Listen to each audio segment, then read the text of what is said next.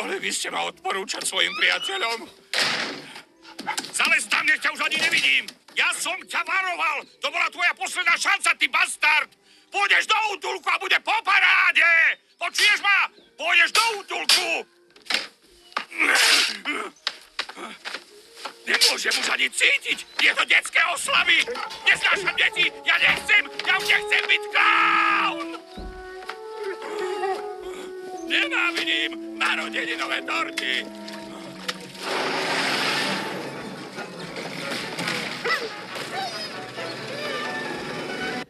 Chystáme sa zastriť.